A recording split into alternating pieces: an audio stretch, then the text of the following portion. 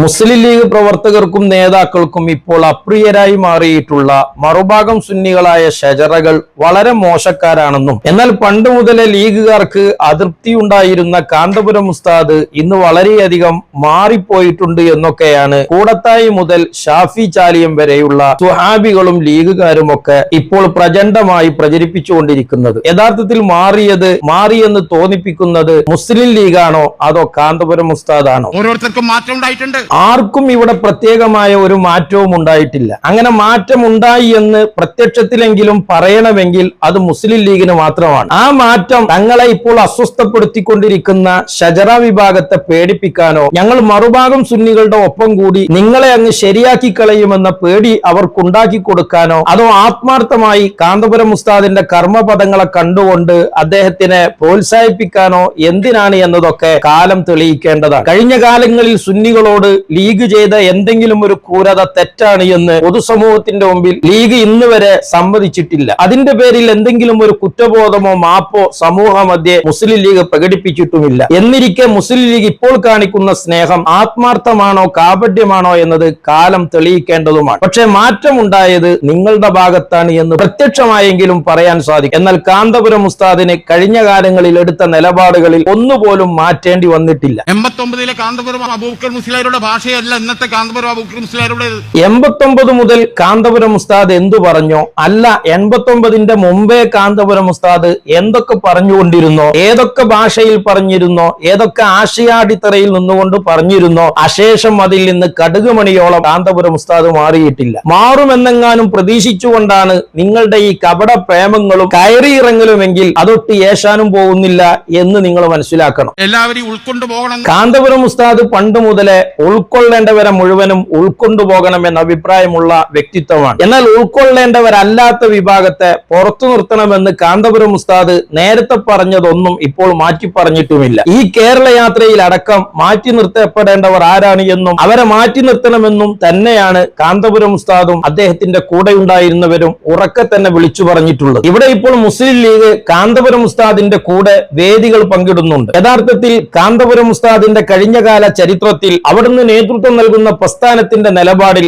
എപ്പോഴെങ്കിലും മുസ്ലിം ലീഗിനെ തങ്ങളുടേതായ സ്റ്റേജുകളിൽ നിന്നും വേദികളിൽ നിന്നും മാറ്റി നിർത്തണമെന്ന ഒരു തീരുമാനം എടുത്തിട്ടേ ഇല്ല. അങ്ങനെ എടുക്കുകയും അതിന്റെ പേരിൽ മാറ്റി നിർത്തുകയും ചെയ്തതായിരുന്നുവെങ്കിലാണ് ഇപ്പോൾ ക്ഷണിക്കപ്പെട്ടതിനെ കാന്തപുരം ഉസ്താദിന്റെ മാറ്റമായി പറയേണ്ടതുള്ളൂ. എന്നാൽ ഇവിടെ ആരാണ് അത്തരം തീരുമാനങ്ങൾ എടുത്തിരുന്നത്? 89 എറണാകുളം സമ്മേളനം നടക്കുമ്പോൾ അഭിവക്ത സമസ്ത കേരള ജംഇയ്യത്തുൽ ഉലമയിൽ ഉണ്ടായിരുന്ന ആഭ്യന്തര കലഹത്തിൽ പ്രശ്നത്തിൽ ഇടപെടുകയും ഒരു വിഭാഗത്തെ തങ്ങളുടെ കൂടെ നിർത്തി അതിൽ കക്ഷി ചേരുകയും ചെയ്ത മുസ്ലിം ലീഗ് ആയിരുന്നു. അല്ലെങ്കിൽ സമസ്തയിൽ നിന്നൊരു വിഭാഗത്തെ കൂടെ നിർത്തി തങ്ങളുടെ രാഷ്ട്രീയ മേൽക്കോയ്മ മുഖ്യധാര മുസ്ലിമീങ്ങൾക്കിടയിൽ സ്ഥാപിച്ചെടുക്കാനും നിലനിർത്താനും വേണ്ടി മുസ്ലിം ലീഗ് ഉണ്ടാക്കിയ ചരടുവലികളുമായിരുന്നു ആ സമസ്തയിൽ ആഭ്യന്തര സംഘർഷങ്ങളുടെ അടിത്തറ എന്ന് പറയുന്നത്. അങ്ങനെ ഒരു പ്രശ്നം രൂപപ്പെട്ടപ്പോൾ 89 സുന്നി സമ്മേളനത്തിലേക്ക് മുസ്ലിം ലീഗുകാർ പോകാൻ പാടില്ല എന്ന് പറഞ്ഞ് സുന്നി വേദികളെ ബഹിഷ്കരിച്ചത് യഥാർത്ഥത്തിൽ മുസ്ലിം ലീഗാണ്. അന്ന് BV അബ്ദുള്ള കോയ MP-യും പാണക്കാട് മുഹമ്മദ് അലി ശിഹാബ് തങ്ങളും ചന്ദ്രികയുടെ ഫസ്റ്റ് പേജിലായി മുസ്ലിം ലീഗിന്റെ നിലപാട് പ്രഖ്യാപിച്ചിട്ടുണ്ടായിരുന്നു. എറണാകുളം സമ്മേളനത്തിൽ പങ്കെടുക്കാൻ പാടില്ല. അതിനുശേഷം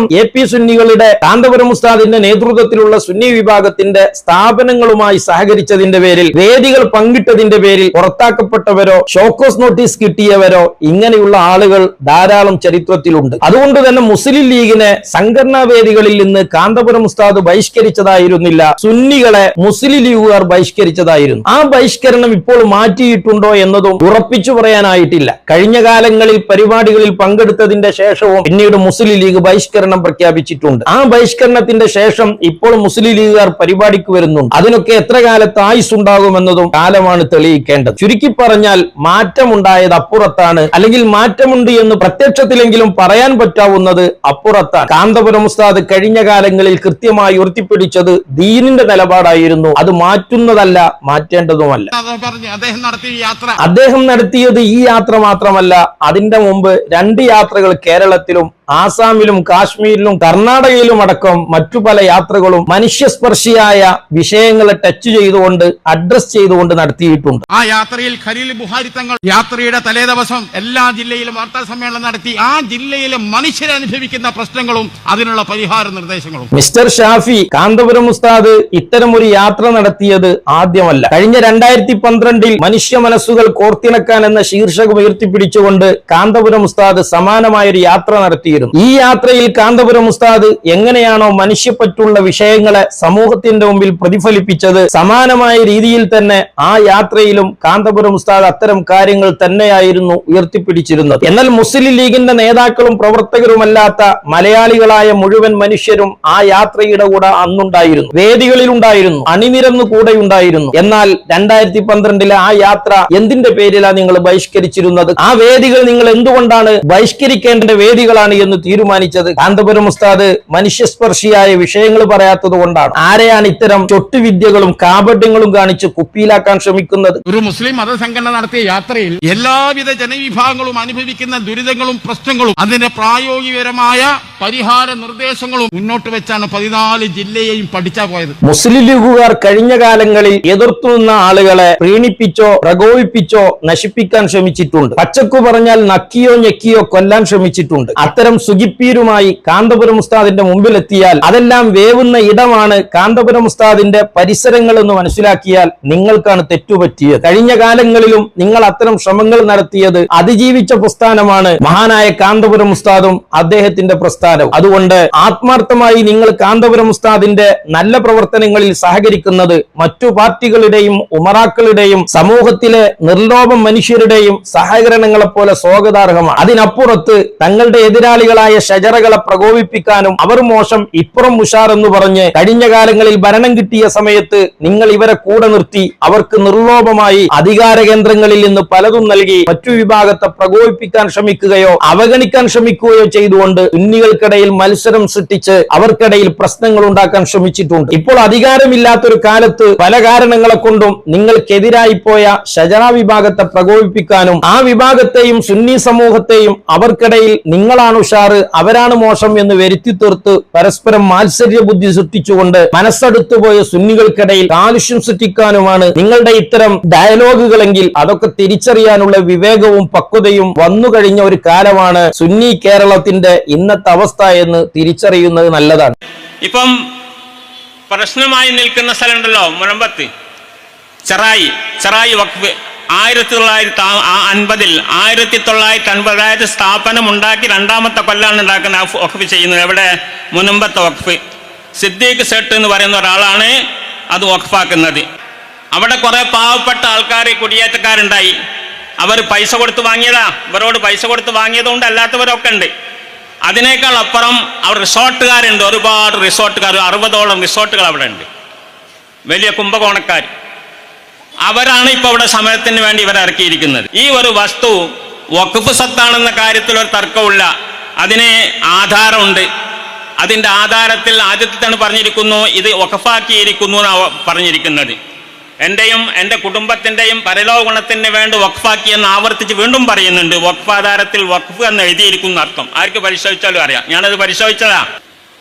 വഖഫിൻ്റെ സ്വത്തെ വഹാബികൾ വിറ്റുന്ന്. ഇവർക്ക് എന്ത് ഹലാൽ ഹറാമാണുള്ളത്? ഇവിടെ ഇപ്പോൾ രാഷ്ട്രീയക്കാർ അവിടെ ചെന്ന് നോക്കി പറഞ്ഞാൽ കുറെ വോട്ട് അവിടെ ഉണ്ടാവുമല്ലോ, 10-600 വീടുണ്ടാവും, കുറെ വോട്ട് ഉണ്ടാവും. അപ്പോൾ ആ നിലക്കോലും എന്താ കണ്ണീരൊലിപ്പിക്കുക. ആ പാവങ്ങളെ രക്ഷിക്കണം. അവർ നിരപരാധികളാണ്. ആർക്കാ പൈസ കൊടുത്തുവെച്ചാൽ ആ പൈസ വാങ്ങിയവരിൽ നിന്ന് തിരിച്ചു വാങ്ങി അവർക്ക് അനുയോജ്യമായ സ്ഥലം ഏർപ്പാട് ചെയ്ത് വീടുണ്ടാക്കി കൊടുക്കണം. ഈ കോളേജ് കമ്മിറ്റിന്റെ ഹാബികളുണ്ടല്ലോ, ആ ഹാബികളോട് അതിന്റെ നഷ്ടപരിഹാരം വാങ്ങിക്കൊടുത്തുകൊണ്ട് വേറെ സ്ഥലത്തുണ്ടാക്കണം, കുടിയിരുത്തണവരെ ഒക്ക് ഭൂമി ഒഴിഞ്ഞു കൊടുക്കണം. ഒക്ക് ഭൂമി ഒഴിഞ്ഞു കൊടുക്കണ്ടേ? കാരണം അത് ഒക്കല്ല, വിൽക്കാൻ പറ്റില്ലല്ലോ. മുനമ്പത്ത് എന്താ ഉള്ളത്? ചെറായി. അവിടെ വഖഫ് ബോർഡിന്റെ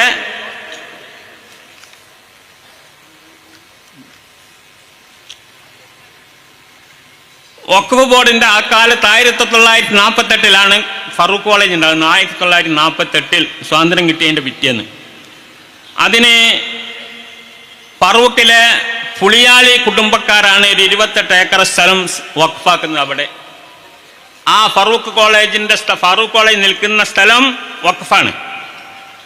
അത് കൊടുത്ത്, കാരണം മലബാറിൽ മുസ്ലിങ്ങൾക്ക് പ്രത്യേകിച്ച് പിന്നോക്ക സമുദായം നിൽക്കുന്ന, വിദ്യാഭ്യാസപരമായി പിന്നോക്കം നിൽക്കുന്ന ഈ വിഭാഗത്തിനെ ഉയർത്തിക്കൊണ്ടുവരാൻ വേണ്ടി നേതാക്കൾ, ബാഫക്കി തങ്ങൾ അടക്കമുള്ള നേതാക്കൾ ഇറങ്ങിയതിൻ്റെ ഫലമായി കൊണ്ട് തന്നെയാണ് ഇതുണ്ടാവുന്നത്. ഏത് ഫറൂഖ് കോളേജ് ഉണ്ടാവുന്നത്. ആ ഫറൂഖ് കോളേജിന് പിന്നീട് ഒരുപാട് ആൾക്കാർ സ്ഥലം വഖഫ് കൊടുത്തു. ഒരുപാട് ആൾക്കാർ കൊടുത്തിട്ടുണ്ട്. ഇവിടെ നാട്ടിൽ അവിടെയൊക്കെ പല സ്ഥലത്തും കൊടുത്തിട്ടുണ്ട്. അത് കൊടുത്തതിന് ശേഷം ഇപ്പം പ്രശ്നമായി നിൽക്കുന്ന സ്ഥലമുണ്ടല്ലോ, മുനമ്പത്ത് ചെറായി വഖഫ് 1950 അതായത് സ്ഥാപനം ഉണ്ടാക്കി 2ാമത്തെ കൊല്ലാണ് ഉണ്ടാക്കുന്ന വഖഫ് ചെയ്യുന്നത്. എവിടെ? മുനമ്പത്തെ വഖഫ്. സിദ്ദീഖ് സേട്ട് എന്ന് പറയുന്ന ഒരാളാണ് അത് വഖഫാക്കുന്നത്. സിദ്ദീഖ് സേട്ട്. സാന്ദർഭികമായി പറയാണ്, അവിടെ ഇപ്പം എന്തൊക്കെ പ്രശ്നങ്ങൾ നടക്കുന്നുണ്ട്. ആ പ്രശ്നം എന്താണെന്ന് നമ്മൾ മനസ്സിലാക്കണമല്ലോ. രാഷ്ട്രീയക്കാർക്ക് അതിന് വേറൊരു കാഴ്ചപ്പാടുണ്ടാവും, എല്ലാ പാർട്ടികൾക്കും ഓരോ കാഴ്ചപ്പാടുണ്ടാവും. എന്നാൽ അഹ്ലു സുന്നത്ത് വൽ ജമാഅത്തിൻ്റെയും അതുപോലെ സമസ്തയ്ക്കും അതിൻ്റെ കാഴ്ചപ്പാടുണ്ട്.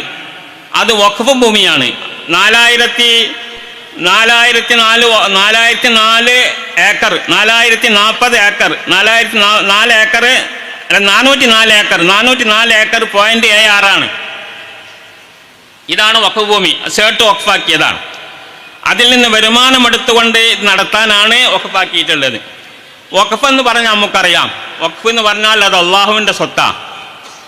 അത് സ്ഥിരമായി കൊണ്ട് അതിൻ്റെ വരുമാനം കിട്ടുകയും മുതൽ നശിക്കാതിരിക്കുകയും ചെയ്യുന്ന സാധനമാണ് വഖഫാക്കേണ്ടത്. തടി നിലനിൽക്കെ അനുഭവം എടുക്കാൻ പറ്റുന്ന സാധനങ്ങളാണ് വഖഫാക്കേണ്ടത്. ഇപ്പം മൈത്തിരി വഖഫാക്കാൻ പറ്റൂല, അത് വെളിച്ചെണ്ണ വഖഫാക്കാൻ പറ്റൂല, അതൊക്കെ നശിച്ചു പോകുന്ന സാധനങ്ങളാണ്. ഒരു സ്ഥിരമായി നിൽക്കുന്ന സാധനമായിരിക്കണം. ഭൂമി, കെട്ടിടം പോലത്തെ സാധനങ്ങളായിരിക്കണം. തെങ്ങ്, അതുപോലെയുള്ള സാധനങ്ങളൊക്കെ ആണെങ്കിൽ വഖഫാക്കാം. അതാണ് വഖഫിൻ്റെ നില.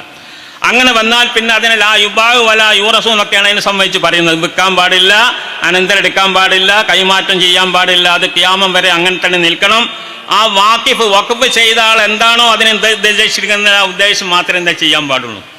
ആ ഉദ്ദേശത്തിന് മാത്രമേ ചെലവാക്കാൻ പാടുള്ളൂ എന്നുള്ളതാണ് അതിൻ്റെ നിയമം. അത് ശറഈന്റെ നിയമമാണ്. റസൂലുള്ളാഹി സ്വല്ലല്ലാഹു അലൈഹി വസല്ലം തങ്ങളുടെ കാലത്ത് വഖഫാക്കിക്കൊണ്ട് വെച്ച നിയമമാണ്. ആ നിയമത്തിനൊന്നും ഒരു വ്യത്യാസമില്ല. ശറഈല എല്ലാവരും അംഗീകരിക്കുന്ന നിയമമാണ്. ഈ വഖഫ് ഞാൻ ചുരുക്കി പറയാണ്, വാർത്തകളൊക്കെ നിങ്ങൾ വായിക്കുന്നും കേൾക്കുന്നുണ്ടായിരിക്കും. ഈ വഖഫ് ഫറൂഖ് കോളേജ് നടത്തുന്നത് ഇപ്പം വഹാബികളുടെ കയ്യിലാണ് ഫറൂഖ് കോളേജ്. അതാണ് ഇപ്പോൾ പറയാൻ കാരണം. അവരാണ് ഇത് വിറ്റത്. കുറേ കയ്യേറിപ്പോയ ആൾക്കാർ, അതിൻ്റെ അടുത്തൊക്കെയുള്ള കുറേ സ്ഥലങ്ങൾ ഒക്കെ കയ്യേറിയ കൂട്ടത്തിൽ കുറേ കയ്യേറി. ഇവരാരും അങ്ങോട്ട് പോയി നോക്കൂല. ഇവരൊക്കെ വലിയ ശുചായികളല്ലേ കമ്മിറ്റിക്കാർ. അവരെന്നിട്ട് എന്താക്കിയെന്ന് ചോദിച്ചാൽ ഒരു വക്കീലിനെ വിൽക്കാനുള്ള അധികാരം കൊടുത്തു. അദ്ദേഹം എന്താക്കി, അതൊക്കെ കിട്ടിയവർ കുറേ വിറ്റു, കുറേ അയാളും ഉണ്ടാക്കി എടുത്തു. അങ്ങനെ എന്താക്കി അത് നശിച്ചു പോയി. വഖഫിൻ്റെ സ്വത്തെ വഹാബികൾ വിറ്റുവെന്ന്. ഇവർക്ക് എന്ത് ഹലാൽ ഹറാമാണുള്ളത്? അതാപ്പാടെ നടക്കുന്ന പ്രശ്നം നമ്മൾ മനസ്സിലാക്കണം. അവിടെ കുറേ പാവപ്പെട്ട ആൾക്കാർ, കുടിയേറ്റക്കാരുണ്ടായി. അവർ പൈസ കൊടുത്ത് വാങ്ങിയതാ. ഇവരോട് പൈസ കൊടുത്ത് വാങ്ങിയതുകൊണ്ട് അല്ലാത്തവരൊക്കെ ഉണ്ട്. അതിനേക്കാൾ അപ്പുറം അവർ റിസോർട്ടുകാരുണ്ട്. ഒരുപാട് റിസോർട്ടുകാർ, 60ഓളം റിസോർട്ടുകൾ അവിടെ ഉണ്ട്. വലിയ കുംഭകോണക്കാർ. അവരാണ് ഇപ്പോൾ അവിടെ സമരത്തിന് വേണ്ടി ഇവരെ ഇറക്കിയിരിക്കുന്നത്. ഇവർ നിരപരാധികൾ, പാവങ്ങളാ. ആ കുടിയേറിയ ആൾക്കാർ പാവങ്ങൾ, നിരപരാധികളാ. കുറേ അവർ പൈസ കൊടുത്ത് വാങ്ങിയ സ്വത്ത് നല്ല സ്വത്താണെന്ന് എനിക്ക് വാങ്ങിയതാണ്. ചിലരൊക്കെ അതൊക്കെ മറ്റു പലരും കയറി കൂടിയതല്ലേ എന്നുള്ള നിലക്ക് കയറി കൂടിയതാ. ഈ ഒരു വസ്തു വഖഫ് സ്വത്താണെന്ന കാര്യത്തിൽ ഒരു തർക്കമില്ല. അതിന് ആധാരമുണ്ട്. അതിൻ്റെ ആധാരത്തിൽ ആദ്യത്തിൽ തന്നെ പറഞ്ഞിരിക്കുന്നു, ഇത് വഖഫാക്കിയിരിക്കുന്നു എന്നാണ് പറഞ്ഞിരിക്കുന്നത്. എൻ്റെയും എൻ്റെ കുടുംബത്തിൻ്റെയും പരലോക ഗുണത്തിന് വേണ്ടി വഖഫാക്കിയെന്ന് ആവർത്തിച്ച് വീണ്ടും പറയുന്നുണ്ട്. വഖഫ് ആധാരത്തിൽ വഖഫ് എന്ന് എഴുതിയിരിക്കുന്ന അർത്ഥം ആർക്ക് പരിശോധിച്ചാലും അറിയാം. ഞാനത് പരിശോധിച്ചതാ. വഖഫ് എന്ന് 2 വട്ടം എഴുതിയിട്ടുണ്ട് അതിൽ. അങ്ങനത്തെ വഖഫ് ആധാരമുള്ളതാണ് ഈ വഖഫ് സ്വത്ത്. എങ്ങനെ വിൽക്കുക? വഹാബിയൊക്കെ വിൽക്കുക. ദീൻ പൊളിക്കുന്ന വഹാബികൾക്ക് അത് വിൽക്കുക. അവർ വിറ്റതാ. മറുപടി പറയണം വഹാബികൾ. എന്നിട്ട് ഇവിടെ നിന്ന് കുതിര കളിപ്പിക്കുക. ഇവിടെ ഇപ്പം രാഷ്ട്രീയക്കാർ അവിടെ ചെന്ന് നോക്കി പറഞ്ഞാൽ കുറേ വോട്ട് അവിടെ ഉണ്ടാവുമല്ലോ. 10-600 വീട്ടുണ്ടാവും, കുറേ വോട്ടുണ്ടാവും. അപ്പോൾ ആ നിലക്ക് പോലെ എന്താ കണ്ണീരൊലിപ്പിച്ചിട്ട് വഖഫ് ബോർഡ് പോലെ പുറത്താക്കാൻ പറ്റൂല എന്നാണ് അവർ പറയുന്നത്. നമ്മളും പറയുന്നത് തന്നെ, അവർ പുറത്താക്കണം എന്നല്ല, ഓർക്ക് പ്രശ്നം പരിഹരിക്കണം. അവരങ്ങോട്ട് ഇറക്കി വിട്ടാൽ അവർ റോട്ടിലേക്ക് പോകാനൊന്നും പറ്റൂല. അവർ പരിഹരിക്കണം. അതിനെന്ത് വേണമെന്ന് ചോദിച്ചാൽ ഈ കോളേജ് കമ്മിറ്റിന്റെ ഹാബികളുണ്ടല്ലോ, ആ ഹാബികളോട് അതിന്റെ നഷ്ടപരിഹാരം വാങ്ങിക്കൊടുത്തുകൊണ്ട് വേറെ സ്ഥലത്ത് എന്താക്കണം, കുടിയിരുത്തണവരെ ഒക്കുഭൂമി ഒഴിഞ്ഞു കൊടുക്കണം. ഒക്കുഭൂമി ഒഴിഞ്ഞു കൊടുക്കണ്ടേ? കാരണം അത് ഒക്കല്ല, വിൽക്കാൻ പറ്റില്ലല്ലോ. അത് ഇവർക്ക് പറഞ്ഞാൽ മനസ്സിലാവുമല്ലോ. അവിടെ കുടിയിരിക്കുന്ന കുടിയന്മാർക്ക് പറഞ്ഞാൽ മനസ്സിലാവും. അവരോട് നമ്മൾ പറയുകയാണേ, നമ്മൾ നിങ്ങളുടെ ഭാഗത്ത് തന്നെയാണ്, നമ്മളും നിങ്ങളുടെ ഭാഗത്ത് തന്നെയാണ്, രാഷ്ട്രീയക്കാർ മാത്രമല്ല. ഇവിടുത്തെ സർക്കാരിനോട് നമുക്ക് പറയാനുള്ളത് തന്നെയാണ്, ആ പാവങ്ങളെ രക്ഷിക്കണം, ആ പാവങ്ങളെ രക്ഷിക്കണം. അവർ നിരപരാധികളാണ്. ആർക്കാ പൈസ കൊടുത്തേച്ചാൽ ആ പൈസ വാങ്ങിയവരിൽ നിന്ന് അത് തിരിച്ചു വാങ്ങി അവർക്ക് അനുയോജ്യമായ സ്ഥലം ഏർപ്പാട് ചെയ്ത് വീടുണ്ടാക്കി കൊടുക്കണം എന്നാണ് പറയാനുള്ളത്. ഇതല്ല അതിൻ്റെ ന്യായം. ബഹുമാനപ്പെട്ട സർക്കാരും അതുപോലെ രാഷ്ട്രീയ നേതാക്കളും, ബോധമുള്ള രാഷ്ട്രീയ നേതാക്കളൊക്കെ തന്നെ അതാണ് ചെയ്യേണ്ടത്. അല്ലാതെ മതത്തിന്റെ രാഷ്ട്രീയക്കാർ വരെ കൂടിയിട്ട് അതിന് വേണ്ടതുപോലെയുള്ള ഒരു ശബ്ദം ഉണ്ടാക്കിയിട്ടില്ല, ശബ്ദം പറഞ്ഞിട്ടില്ല. അത് വളരെ ഖേദകരാണ്. പരിഹാരം അതാണ്. അത് പറയാൻ ഇവിടെയും തൊട്ടൂടെ അവിടെയും തൊട്ടൂടെ എന്നുള്ളവർക്ക് പറഞ്ഞുകൊണ്ട് കാര്യമല്ല. അതിന് ഉത്തരവാദികളായ വഹാബികളിൽ നിന്ന് പൈസ വാങ്ങി, പരിഹാരം വാങ്ങി, നഷ്ടപരിഹാരം കൊടുത്തുകൊണ്ട് ആ പാവങ്ങളെ രക്ഷിക്കണം എന്നതാണ് നമ്മുടെ അഭിപ്രായം. അതൊരു സത്യമാണല്ലോ, നീതിയല്ലേ, അത് മനസ്സിലാക്കണം. അതുപോലെ ഇവരൊക്കെ കള്ളത്തരം എന്തൊക്കെയാണ്? ഇപ്പൊ സക്കാത്ത് ഫണ്ട് എന്ന് പറഞ്ഞൊരു ഫണ്ടുണ്ട്. ആൾക്കാരെ കയ്യിലുള്ള സക്കാത്ത് കൊടുക്കേണ്ടത് 8 ആൾക്കാർക്ക് ആ ഖുർആൻ പറഞ്ഞത്. ഇന്നമ സദഖാതു ലിൽ ഫുഖറാഇ വൽ മസാകിൻ, എല്ലാവർക്കും അറിയാം. 8 കൂട്ടർക്കാണ് സക്കാത്തിന്റെ അവകാശമുള്ളത്. ജീവിച്ചിരിക്കുന്ന മനുഷ്യന്മാരാണ്. ബിൽഡിങ്ങും പോത്തും മൂരിയൊന്നുമല്ല. ആരാണ്?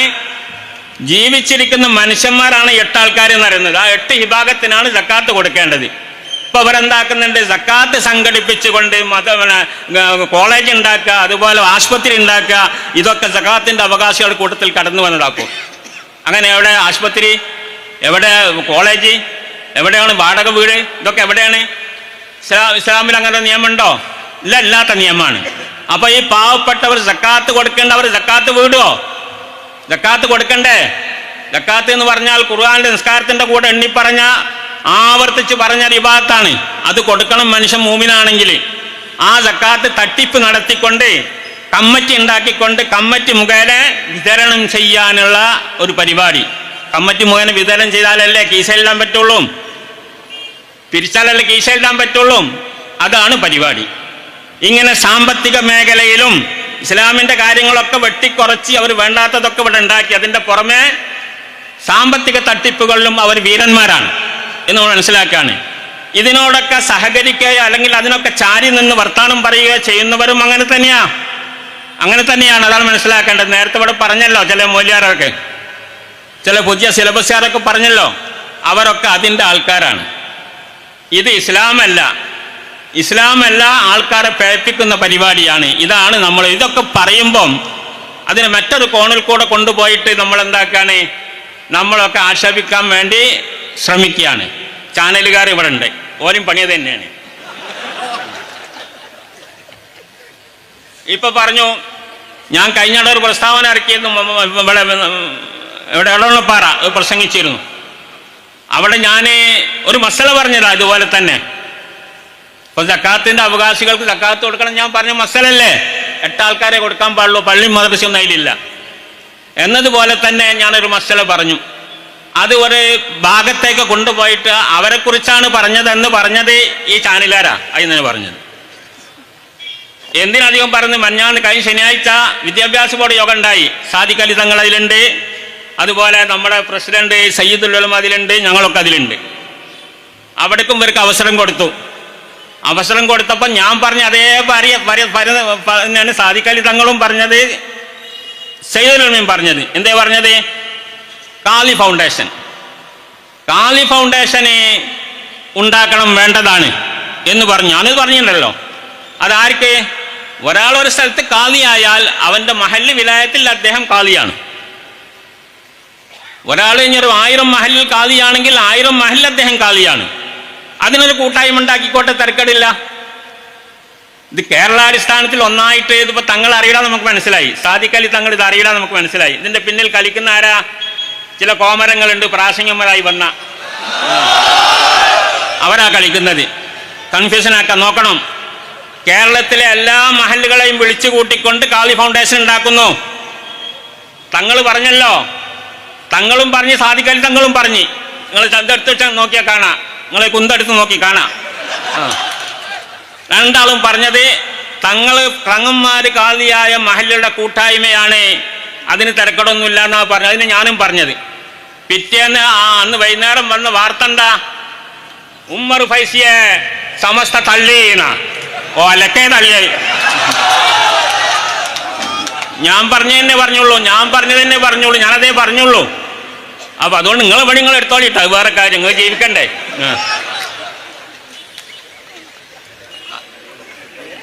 നമ്മള് ഈ സംഗതികളൊക്കെ നമ്മൾ മനസ്സിലാക്കണം. കാര്യങ്ങൾ പറയാൻ ഉത്തരവാദിത്തപ്പെട്ടവരാണ് ഞങ്ങളൊക്കെ. ഓരോരുത്തർക്കും ഓരോ ഉത്തരവാദിത്തമുണ്ട്. കുല്ലുക്കും പ്രായനും മസൂലും നന്നായി. അതുകൊണ്ട് സത്യം തുറന്ന് എല്ലാവരും അതിനനുസരിച്ച് പ്രവർത്തിക്കുകയും പറയുകയും വേണം. അതിനെ വളച്ചൊടിച്ച് കൊണ്ടിട്ട് ഒരു കോണിലേക്ക് കൊണ്ടുപോയിട്ട് കല്ലെറിയാൻ നിൽക്കരുത്. അങ്ങനെ ഒരാളെ ഒറ്റപ്പെടുത്തുന്ന രൂപത്തിലേക്ക് പ്രവർത്തിച്ചാൽ അതിൻ്റെയും തിക്തഫലം ആ ചെയ്തവർക്ക് തന്നെയായിരിക്കും. ആരെങ്കിലും നല്ലത് ചെയ്താൽ അതിൻ്റെ ഗുണം അവർക്ക് കിട്ടും, ചീത്ത ചെയ്താൽ അതിൻ്റെ തിന്മ അവർക്കും കിട്ടും. ആ കാര്യത്തിൽ ഒരു സംശയമില്ല. അതൊക്കെ വിശ്വസിക്കുന്നവരാണ് നമ്മൾ. ഞാൻ കൂടുതലൊന്നും പറയുന്നില്ല. അതുകൊണ്ട് നമുക്ക് പറയാനുള്ള ബഹുമാനപ്പെട്ട സമസ്ത കേരള ജംഇയ്യത്തുൽ ഉലമയുടെ കാര്യം CIC ആയുള്ള പ്രശ്നമാണ് ഇപ്പോൾ ഉള്ളത്. ആകപ്പം ഇവിടെ പ്രശ്നം മുറിച്ചത് CIC പ്രശ്നമാണ്. എന്താ അവിടെ ഉണ്ടായത്? നമ്മുടെ തങ്ങന്മാരും പാർട്ടി നേതാക്കളൊക്കെ തന്നെ സമസ്തന്റെ കൂടെയാണ്. സമസ്ത ഒരു കാര്യം തീരുമാനിച്ചാൽ അതിൻ്റെ കൂടെ നിൽക്കൽ. MESന്റെ കാര്യങ്ങൾക്ക് അറിയാലോ. MES എന്ന് പറഞ്ഞാൽ വളരെ ശക്തമായി വളർന്നു വന്നാണ്. ബഹുമാനപ്പെട്ട ബാഫക്കി തങ്ങളും CH മുഹമ്മദ് കോയും അതുപോലെ മുസ്ലിം ലീഗുകാരും സമസ്തക്കാരും ഒക്കെ ഒത്തൊരുമിച്ച് കൊണ്ട് അവർക്ക് പിന്തുണ കൊടുത്തു. കാരണം MES എന്ന് പറഞ്ഞാൽ മുസ്ലിം എഡ്യൂക്കേഷൻ സൊസൈറ്റിയാണ്. വിദ്യാഭ്യാസപരമായി പിന്നോക്കം നിൽക്കുന്ന അവർ ഉയർത്താൻ വേണ്ടി ഉണ്ടാക്കിയ ഒരു സമിതിയാണ്. ആ സമിതിക്ക് പിന്തുണ കൊടുക്കൽ ഓരോ മുസ്ലിമിൻ്റെയും കടമയാണ്. അതുകൊണ്ട് തന്നെ അതിനെ വളർത്തി അങ്ങനെ കൊണ്ടുപോയി അവസാനം എവിടെ എത്തി? അവരുടെ ആയിരിക്കുന്ന ഉള്ളിലുള്ളതുപോലെ തന്നെ ഹക്കീം ഫൈസിനെ പറഞ്ഞതുപോലെ ചില ഹക്കീം ഫൈസിമാർ അതിലുണ്ടായി. അവരത് കളിക്കാൻ തുടങ്ങി എന്ന് പറഞ്ഞാൽ ശരീഅത്ത് ഭേദഗതി ചെയ്യണമെന്ന് പറഞ്ഞു. ശരീഅത്ത് ഭേദഗതി ചെയ്യണം അവരാവശ്യത. അസംബ്ലിയാർ പറഞ്ഞു നിങ്ങൾ മൂത്രം പരിശോധിച്ചാൽ മതി, പഞ്ചാര ഉണ്ടോന്ന് നോക്കിയിട്ട് ശരീഅത്തൊക്കെ ഞങ്ങൾ നോക്കിയോളാന്ന് പറഞ്ഞു. എനിക്ക് അസം മുസ്ലിയാരും. അങ്ങനെ വലിയൊരു കലാപുണ്ടായി. മൊയ്തു പടിയത്ത് എന്ന് പറഞ്ഞാൽ ഒരു നോവൽ എഴുതിയത് അവരുടെ ജേർണലിൽ നോവൽ എഴുതി. എന്താ നോവലിന്റെ പ്രമേയം? എന്താ പ്രമേയം? സ്വന്തം മകനിരിക്കെ പേരക്കുട്ടിക്ക് സ്വത്തുണ്ടാവില്ല, സ്വത്തിന് അവകാശമില്ല എന്നുള്ളതാ. അതുകൊണ്ട് അതിൽ കൊലപാതകം നടക്കുന്ന ഒരു നോവലാണ്. ആ നോവല് ഉദ്ദേശം ശരീഅത്ത് നിയമം ഭേദഗതി ചെയ്യണം എന്നുള്ളതാണല്ലോ, ശരിയല്ല എന്നാണല്ലോ. അത് ബഹുമാനപ്പെട്ട സമസ്തയുടെ ശ്രദ്ധയിൽപ്പെട്ടപ്പോൾ സമസ്ത ജംഇയ്യത്തുൽ ഉലമ മുശാവറ കൂടി പ്രമേയം പാസാക്കി. MESന്റെ പോക്ക് ശരിയല്ല, അതുമായി ആരും ബന്ധപ്പെടരുത് എന്ന് പറഞ്ഞു. ആ പ്രമേയത്തിന്റെ അതേ കോപ്പി കാർബൺ കോപ്പി എന്നറിയാം. അന്ന് ഇതൊന്നുമില്ല, നമ്മളെ ഈ ഇപ്പോഴത്തെ ഫോട്ടോ കോപ്പി ഒന്നുമില്ല. ആ കാർബൺ കോപ്പി ബഹുമാനപ്പെട്ട റഈസുൽ ഖൗം ബഹുമാനപ്പെട്ട സയ്യിദ് അബ്ദുറഹ്മാൻ ബാഫയ്ക്ക് തങ്ങൾ കോപ്പി എടുത്തുകൊണ്ട് മുസ്ലിം ലീഗിന്റെ സ്റ്റേറ്റ് കമ്മിറ്റിയിൽ കൊണ്ടുവന്ന് ഒരെതിർപ്പുമില്ലാതെ പാസ്സാക്കി. അല്ലാഹു അക്ബർ പറയും. ആ മുസ്ലിം ലീഗാണ്. ആ മുസ്ലിം ലീഗിന് അനുയായികളാണ് ഞങ്ങളൊക്കെ. ഞങ്ങൾ അവിടെ നിന്ന് മുസ്ലിങ്ങളാരല്ലേ? ഞങ്ങൾക്കൊന്നും പഴിച്ചില്ല, ഞങ്ങൾക്ക് പഴിച്ചിട്ടില്ല, ഇന്നും പഴിച്ചിട്ടില്ല. അപ്പം നമ്മളിപ്പം ലീഗിനെ കുറ്റം പറഞ്ഞൊന്നുമില്ല. നിങ്ങൾ സംഗതി മനസ്സിലാക്കിയാൽ മതി. ഇനിയിപ്പോൾ നിങ്ങൾ നാളെ വളച്ചൊടിച്ചിട്ട് ഇവരൊക്കെ എന്തൊക്കെ പറഞ്ഞോട്ടെ, എനിക്ക് കുഴപ്പമില്ല. പിന്നെ അപ്പം നമ്മൾ അങ്ങനെയാണ് ഇതിൻ്റെ പാരമ്പര്യം. അങ്ങനെയാണ്. സമസ്തയാണ് ദീൻ എന്ന് മനസ്സിലാക്കിക്കൊണ്ട് അതിൻ്റെ നേതൃത്വം മുന്നോട്ട് വരേണ്ടതാണ്. CIC വിഷയത്തിലും ഇതുപോലെ സലാം ബാക്കി ഇവിടെ പറഞ്ഞതുപോലെ അവരുടെ പോക്ക് തെറ്റാണെന്ന് മനസ്സിലാക്കിയപ്പോൾ സമസ്ത തീരുമാനമെടുത്താൽ എല്ലാ നേതാക്കളും അതിൻ്റെ കൂടെ നിൽക്കണ്ടേ? നിന്നില്ല. അവിടെയാണ് കുഴപ്പം. എന്നാലും സഹിച്ചു. അവരുടെ നേതൃത്വത്തിൽ തന്നെ ചർച്ച വെച്ചു. ചർച്ചയാണ് ഇവിടെ പറഞ്ഞത്. 9 കാര്യങ്ങൾ മധ്യസ്ഥന്മാർ തീരുമാനിച്ചതാ. ആ തീരുമാനിച്ചത് അംഗീകരിക്കാൻ സമസ്തയിൽ കൊണ്ടുവന്നപ്പോൾ ഞങ്ങളടക്കമുള്ളവർ കൈയൊന്നിച്ച് അംഗീകരിച്ചു. മധ്യസ്ഥന്മാരുണ്ടാക്കിയ തീരുമാനമല്ലേ, ഞങ്ങൾ അംഗീകരിച്ചു. പിന്നെ എവിടെ അംഗീകരിക്കാത്തത് ചോദിച്ചാൽ മതി. നിങ്ങൾ ആരെ അംഗീകരിക്കാഞ്ഞത്? മധ്യസ്ഥന്മാരെ തള്ളിയതാരാ? മധ്യസ്ഥന്മാരാരോ തള്ളിയണല്ലോ, ഇവിടെ പറഞ്ഞല്ലോ. അതുകൊണ്ട് തള്ളുന്നവരുടെ കൂടെ നമ്മൾക്ക് നിൽക്കാൻ തയ്യാറല്ല, കൊള്ളുന്നവരുടെ കൂടെ നിൽക്കണം, നല്ലതിനെ കൊള്ളുന്നവരുടെ കൂടെ നിൽക്കണം എന്ന് മാത്രമാണ് പറയാനുള്ളത്. ഞാൻ ഒന്നും പറഞ്ഞില്ല എന്ന് വിചാരിക്കുകയാണ്. പിന്നെ അല്ലാഹു സുബ്ഹാനഹു വ തആല ഈ ദീൻ എന്ന് പറഞ്ഞാൽ ഈ സമസ്തയാണ്. ഇപ്പം അതൊരു സംശയമില്ല, അതിൽ വേറൊരു സംഗതിയില്ല. അതുകൊണ്ട് അതിന് ഒന്നാം സ്ഥാനം കൊടുക്കണം. ഒന്നാം സ്ഥാനം കൊടുത്തുകൊണ്ട് നമ്മളൊക്കെ ലീഗാവാൻ തരക്കടൊന്നുമില്ല, അതിന് ഒന്നാം സ്ഥാനം കൊടുക്കുക. ബാക്കിയുള്ളതൊക്കെ രണ്ടാം സ്ഥാനം. അത് ദുനിയാവാണ്, ഇത് ആഖിറമാണ്. ഇത് ഞാൻ പറഞ്ഞാൽ തെറ്റുണ്ടോ? ഇല്ലാന്ന് വിചാരിക്കുകയാണ് ഞാൻ ആർക്കും അങ്ങനെ വിചാരിച്ചിട്ടുണ്ടെങ്കിൽ എനിക്കത് കുഴപ്പമില്ല. അസ്സലാമു അലൈക്കും. ഇത്തരം വാർത്തകളും വിശേഷങ്ങളും അറിയാൻ ഞങ്ങളുടെ ചാനൽ ഉടൻ തന്നെ സബ്സ്ക്രൈബ് ചെയ്യുക, ലൈക്ക് ചെയ്യുക, ഷെയർ ചെയ്യുക. ജനങ്ങളിലേക്ക് എത്തിക്കണമെന്ന് നിങ്ങൾ ആഗ്രഹിക്കുന്ന വാർത്തകളും വിശേഷങ്ങളും പ്രമുഖരുടെ പ്രഭാഷണങ്ങളും ഞങ്ങളുടെ വാട്സപ്പ് നമ്പറിലേക്ക് അയച്ചു തരിക. നന്മ വളരട്ടെ, തിന്മക്കെതിരെ നമുക്ക് ഒരുമിച്ച് നിൽക്കാം.